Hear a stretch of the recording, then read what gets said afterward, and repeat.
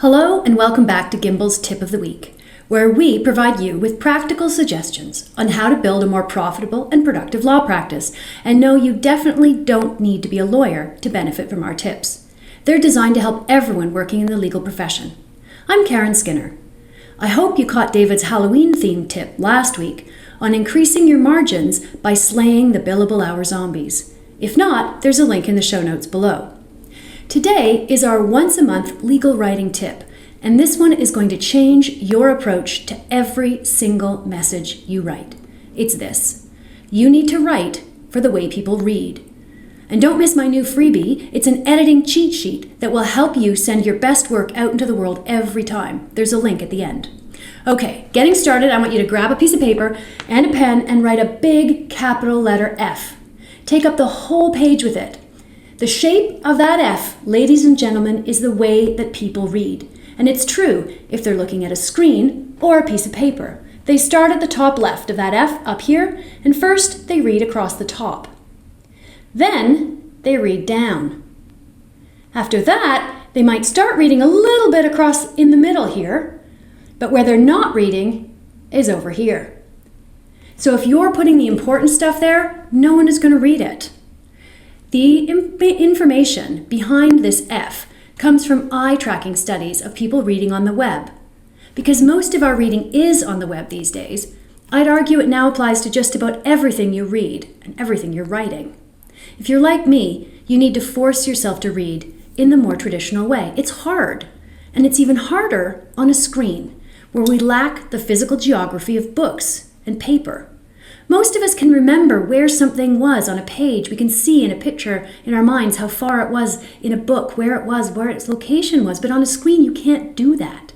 So on a screen, you have to give people signposts to help them find their way down the page and back to the critical information they're looking for. Signposts help with another problem with the way people read. Busy people scan. They're not reading all of your carefully crafted emails. They're skimming quickly, looking for the important pieces of information they need to make their decisions or act or respond. So what can you do about this F, about the scanning and the challenges of reading on a screen? You have to accept the way people read, and then you have to write for it. You have to top load your document. Put the important information up in the top part of that F, where your readers are most likely to read it. Keep your opening paragraph short and useful. If you're asking for something, make sure your ask is in that first paragraph. Don't leave it to the very end of your email, although you may need to repeat it at the end just in case. Then use signposts. These are headings and subtitles that draw people down the page and give them that sense of geography that's missing on a screen. You need to make it easy for people to find the information they need from you. Remember, people are scanning. Headings will get them jumping to the right sections, but they're still going to need the information delivered in a way that minimizes the time and energy they have to put into understanding it. Keep your sentences and paragraphs short. Make only one point per paragraph, so people get their information in short, clear, digestible chunks. Use numbered or bulleted lists, and remember that F. You want to keep the important stuff here and not down here. Before I go, I wanted to let you know next week is going to be super busy for me. On November 12th, I'm going to be in Toronto for the OBA Texpo, where I'll be talking about making work visible with mapping and matter management boards. If you want to learn more about these great tools, but you're not going to be in Toronto, we're doing an online workshop on December 4th on how you can set up and use matter management boards in your own work. There's a link to the waitlist below, and if you are on that waitlist before November 18th, you're going to get a discount, a serious discount on the workshop.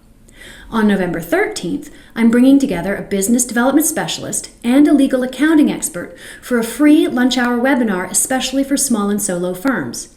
It's called Small Firm Success Strategies: How to Bring in More Business, Execute it More Efficiently, and Get Paid Quickly. You can sign up with the link below.